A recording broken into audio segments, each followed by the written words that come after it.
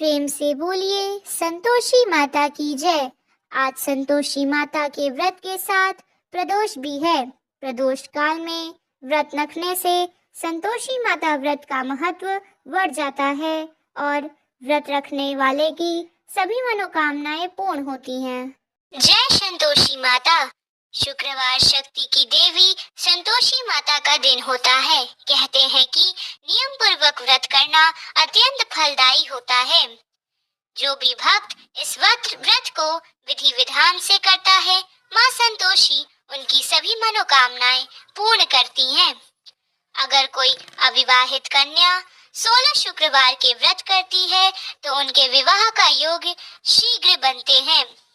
वहीं विवाहित महिलाओं को इस व्रत को रखने से सुख सौभाग्य की प्राप्ति होती है। व्रत रखने के साथ साथ कथा सुनने से ही व्रत का पूर्ण फल प्राप्त होता है। तो आइए भक्तजनों, हम सभी श्रद्धा पूर्वक सुनते हैं शुक्रवार व्रत की विधि, उसके उद्यापन, कथा एवं आरती। शुक्रवार व्रत की विधि।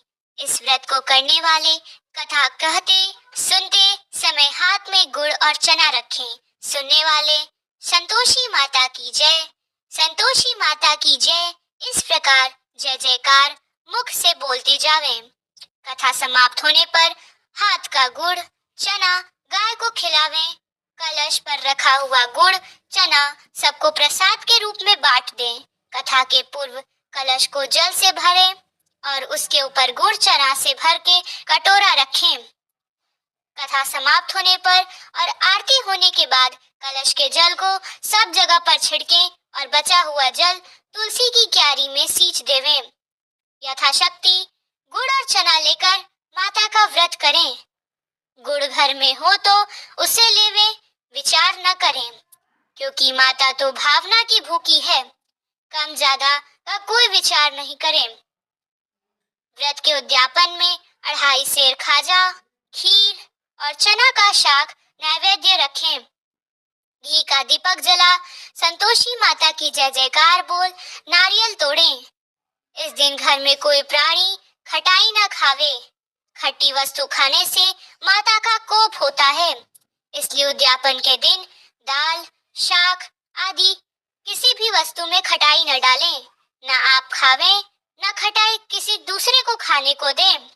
इस दिन 8 लड़कों को भोजन करावे। वर जेठ घर कुटुंब का मिलता हो तो दूसरे को बुलाना नहीं चाहिए। अगर कुटुंब के ना मिले तो ब्राह्मणों के, रिश्तेदारों के अथवा पास पड़ोसियों के लड़के को बुला लें। उन्हें खटाई की कोई वस्तु नहीं देनी चाहिए तथा भोजन कराकर यथाशक्ति दक्षिणा देनी चाहिए। नकद पैसा न दें, कोई वस्तु दक्षिणा में देनी चाहिए। व्रत करने वाले कथा सुनकर प्रसाद लें, एक समय भोजन करें।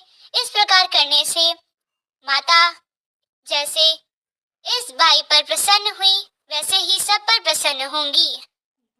कथा के अनुसार एक बुढ़िया थी जिसके 7 बेटे थे। उनमें से 6 कमाते थे। बुढ़िया उन 6 की अच्छी रसोई बनाकर बड़े प्रेम से खिलाती, पर 7वें को बचा कुछ जूठन खिलाती थी। परंतु वह भोला था, अतः मन में कुछ भी विचार नहीं करता था। एक दिन वह अपनी पत्नी से बोला, देखो मेरी माता को मुझसे कितना प्रेम है। उसने कहा, वह तुम्हें सभी की जूठन खिलाती है, फिर भी तुम ऐसा कहते हो, तो चाहे तो तुम समय आने पर देख सकते हो। एक दिन बहुत बड़ा त्योहार आया। बुढ़िया ने 7 प्रकार के भोजन और चूरमे के लड्डू बनाए। 7वां लड़का यह बात जांचने के लिए सिर दुखने का बहाना करके पतला कपड़ा ओढ़कर सो गया और देखने लगा माँ ने उनको बहुत अच्छे आसनों पर बिठाया और 7 प्रकार के भोजन और लड्डू परोसे। वह उन्हें बड़े प्रेम से खिला रही थी। जब वे 6 उठ गए तो माँ ने उनकी थालियों से जूठन इकट्ठे की और उनमें से एक लड्डू बनाया। फिर वह 7वें लड़के से बोली, अरे रोटी खा ले। वह बोला, माँ मैं भोजन नहीं करूँगा, मैं तो परदेश जा रहा हूँ। माँ ने कहा, कल जाता है तो आज ही चला जा। वह घर से निकल गया। चलते समय उसे अपनी पत्नी की याद आई तो वह गौशाला में कंडे थाप रही थी। वह बोला, हम विदेश को जा रहे हैं, आएंगे कछु काल, तुम रहियो संतोष से, धर्म तुम अपने पाल। तो इस पर उसकी पत्नी बोली, जाओ पिया, आनंद से हमारी सोच हटाए, राम भरोसे हम रहे, ईश्वर तुम्हें सहाय। देहू निशानी आपड़ी, देखूं धरी मैं धीर, सुधी हमारी ना बिसारियो, रखियो मन गंभीर। इस पर वह लड़का बोला, मेरे पास कुछ नहीं है, यह अंगूठी है, सो ले लो और मुझे भी अपनी कोई निशानी दे दो। वह बोली, मेरे पास क्या है, यह गोबर भरे हाथ हैं। यह कहकर उसने उसकी पीठ पर गोबर भरे हाथ की थाप मार दी। वह लड़का चल दिया। ऐसा कहते ही इसी कारण से विवाह में पति पत्नी की पीठ पर हाथ का छापा मारती है। चलते समय वह दूर देश में पहुंचा। वह एक व्यापारी की दुकान में जाकर बोला, भाई मुझे नौकरी पर रख लो। व्यापारी को नौकर की जरूरत थी, अतः बोला, तनख्वाह काम देख कर देंगे, तुम रह जाओ। वह सवेरे 7 बजे से रात की 12 बजे तक नौकरी करने लगा। थोड़े ही दिनों में सारा लेन देन और हिसाब किताब करने लगा। सेठ के 5-7 नौकर चक्कर खाकर गिरने लगे। सेठ से उसे 2-3 महीने ने आधे मुनाफे का हिस्सेदार बना लिया। 12 वर्ष में वह नामी सेठ बन गया और उसका मालिक उसके भरोसे काम छोड़कर कहीं बाहर चला गया। उधर उसकी औरत को सास और जेठानियां बड़े कष्ट देने लगी। वे उससे लकड़ी में जंगल में लकड़ी लेने भेजती, भूसे की रोटी देती, फूटे नारियल में पानी देती। वह बड़े कष्ट से जीवन बिताती थी। एक दिन जब वह लकड़ी लेने जा रही थी तो रास्ते में उसने कई औरतों को व्रत करते देखा। वह पूछने लगी, बहनों, ये किसका व्रत है, कैसे करते हैं और इससे क्या फल मिलता है? तो एक स्त्री बोली, यह संतोषी माता का व्रत है, इसे करने से मनोवांछित फल मिलता है। इसके गरीबी, मन की चिंताएं, राज के मुकदमे, कलह, रोग नष्ट होते हैं और संतान, सुख, धन, प्रसन्नता, शांति, मनपसंद वर व बाहर गए हुए पति के दर्शन होते हैं। उसने उसे व्रत करने की विधि बता दी। उसने रास्ते में सारी लकड़ियां बेच दी, वह गुड़ और चना ले लिया। उसने व्रत करने की तैयारी कर ली। उसने सामने एक मंदिर देखा तो वह पूछने लगी, यह मंदिर किसका है? वह कहने लगे, यह संतोषी माता का मंदिर है। वह मंदिर में गई और माता के चरणों में लौटने लगी। वह दुखी होकर विनती करने लगी, माँ, मैं अज्ञानी हूँ, मैं बहुत दुखी हूँ, मैं तुम्हारी शरण में हूँ, मेरा दुख दूर करो। माता को दया आ गई। एक शुक्रवार को उसके पति का पत्र आया और अगले शुक्रवार को पति का भेजा हुआ धन मिला। अब तो जेठ जेठानी और सास नाक सिकोड़कर कहने लगे, अब तो इसकी खातिर बढ़ेगी, यह बुलाने पर भी नहीं बोलेगी। वह बोली, पत्र और धन आवे तो सभी को अच्छा है। उसकी आंखों में आंसू आ गए। वह मंदिर में गई और माता के चरणों में गिरकर बोली, हे माँ, मैंने तुमसे कब पैसे मांगा था? मुझे तो अपना सुहाग चाहिए, मैं तो अपने स्वामी के दर्शन और सेवा करना मांगती हूँ। तब माता ने प्रसन्न होकर कहा, जा बेटी, तेरा पति आवेगा। वह बड़ी प्रसन्नता से घर गई और घर का काम काज करने लगी। उधर संतोषी माता ने उसके पति को स्वप्न में घर जाने और पत्नी की याद दिलाई। उसने कहा, माँ, मैं कैसे जाऊं? परदेश की बात है, लेन देन का कोई हिसाब नहीं है। माँ ने कहा, मेरी बात मान, सवेरे नहा धोकर मेरा नाम लेकर घी का दीपक जलाकर दंडवत करके दुकान पर बैठना। देखते देखते सारा लेन देन साफ हो जाएगा, धन का ढेर लग जाएगा। सवेरे उसने अपने स्वप्न की बात सभी से कही तो सभी मजाक उड़ाने लगे। वे कहने लगे कि कहीं सपने भी सत्य होते हैं क्या? पर एक बूढ़े ने कहा, भाई, जैसा माता ने कहा है वैसे करने में क्या डर है? उसने नहा धोकर माता को दंडवत करके घी का दीपक जलाया और दुकान में जाकर बैठ गया। थोड़ी ही देर में सारा लेन देन साफ हो गया, सारा माल बिक गया और धन का ढेर लग गया। वह प्रसन्न हुआ और घर के लिए गहने और सामान वगैरह खरीदने लगा। वह जल्द ही घर जाने को रवाना हुआ और बेचारी उसकी पत्नी रोज लकड़ियां लेने जाती और रोज संतोषी माता की सेवा करती। उसने माता से पूछा, हे माँ, यह धूल कैसी उड़ रही है? माता ने कहा, तेरा पति आ रहा है, तू तू लकड़ियों के 3 बोझ बना लो, एक नदी के किनारे रख, एक यहाँ रख और तीसरा अपने सिर पर रख ले। तेरे पति के दिल में उस लकड़ी के गट्ठे को देखकर मोह पैदा होगा। जब वह यहाँ रुककर नाश्ता पानी करने घर को जाएगा, तब तू लकड़ियाँ उठाकर घर जाना और चौक के बीच में गट्ठर डालकर जोर जोर से 3 आवाजें लगाना। सासू जी, लकड़ियों का गट्ठा लो, भूसे की रोटी दो और नारियल के खोपड़े में पानी दो। आज मेहमान कौन आया है? इसने माँ के चरण छुए और उसके कहे अनुसार सारा कार्य किया। वह तीसरा गट्ठा लेकर घर गई और चौक में डालकर कहने लगी, सासू जी, लकड़ियों का गट्ठर लो, भूसे की रोटी दो और नारियल के खोपड़े में पानी दो। आज मेहमान कौन आया है? यह सुनकर सास बाहर आकर कपट भरे वचनों से उसके दिए हुए कष्टों को भुला ले गए और कहने लगी, बेटी, तेरा पति आया है, आ मीठा भात और भोजन कर और गहने कपड़े पहन। अपनी माँ के ऐसे वचन सुनकर उसका पति बाहर आया और अपनी पत्नी के हाथ में अंगूठी देखकर व्याकुल हो उठा। उसने पूछा, यह कौन है?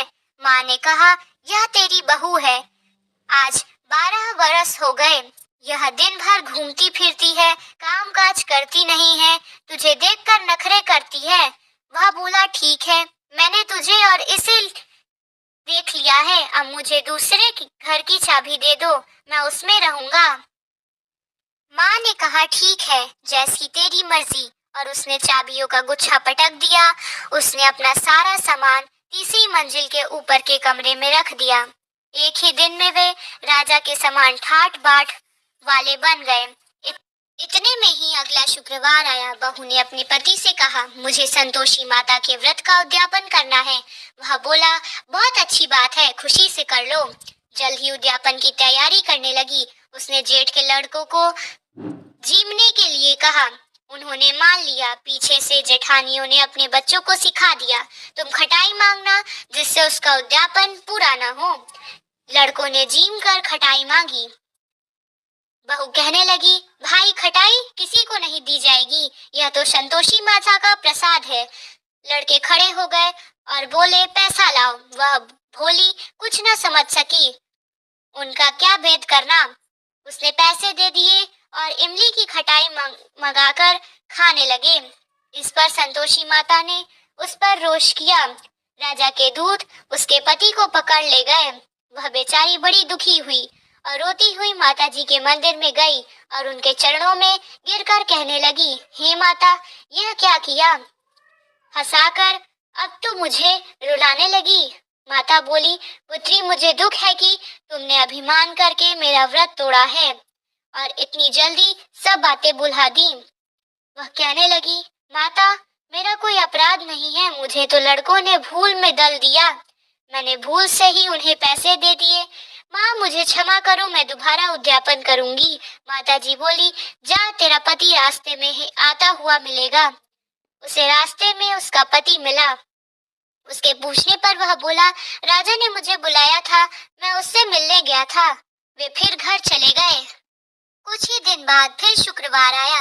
वह दोबारा पति की आज्ञा से उद्यापन करने लगी। उसने फिर जेठ के लड़कों को बुलवा दिया। जेठानियों ने फिर वही बात सिखा दी। लड़के भोजन की बात पर फिर खटाई मांगने लगे तो उसने कहा, खटाई में तो कुछ भी नहीं मिलेगी, आना हो तो आओ। यह कहकर वह ब्राह्मणों के लड़कों को लाकर भोजन कराने लगी। यथाशक्ति उसने उन्हें दक्षिणा दी। संतोषी माता उस पर बड़ी प्रसन्न हुई। माता की कृपा से 9वें मास में उसमें एक चंद्रमा के समान सुंदर पुत्र हुआ। अपने पुत्र को लेकर वह रोजाना मंदिर जाने लगी।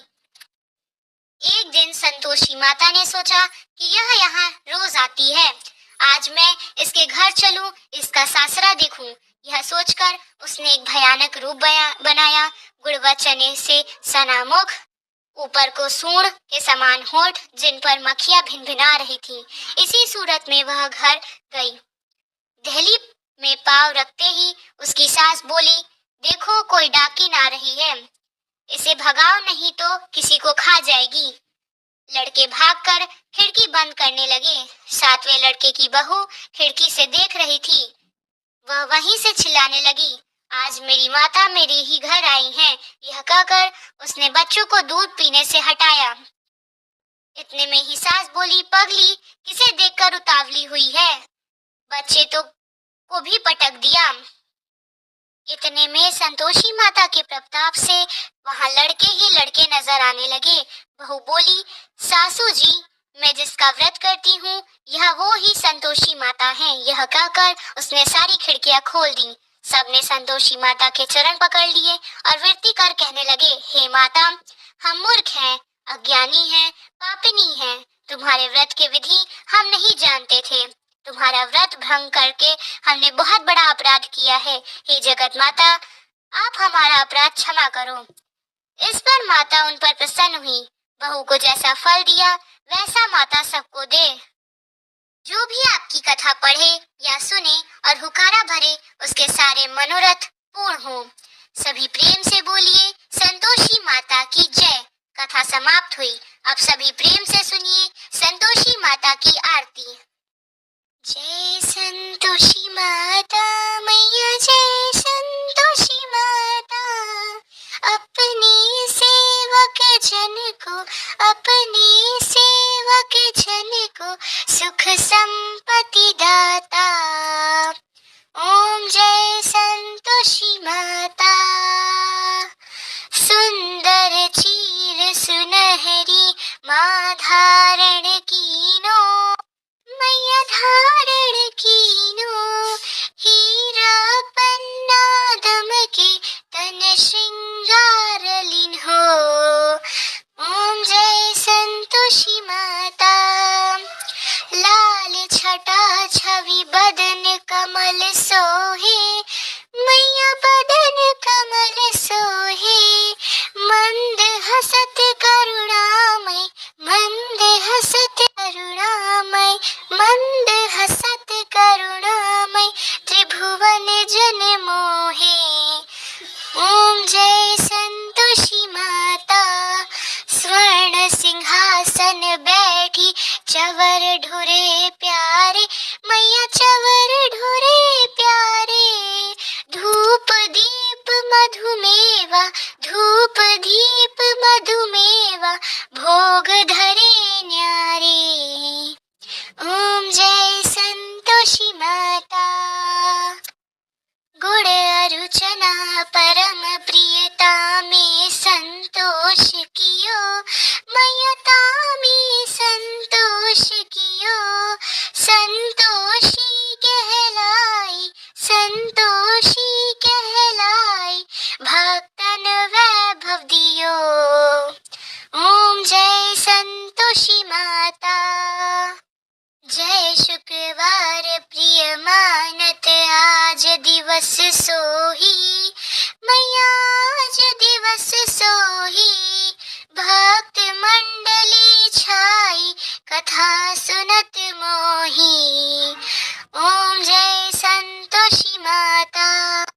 मंदिर जगमग ज्योति मंगल ध्वनि छाई, मैया मंगल ध्वनि छाई। विनय करे हम बालक, विनय करे हम बालक, हम भक्त जन चरणन सिर नाई। ओम जय संतोषी माता। भक्ति भावमय पूजा अंगीकृत कीजिए, मैया अंगीकृत कीजिए। जो मन बसे हमारे, जो मन बसे हमारे, इच्छित फल दीजिए। ओम जय संतोषी माता।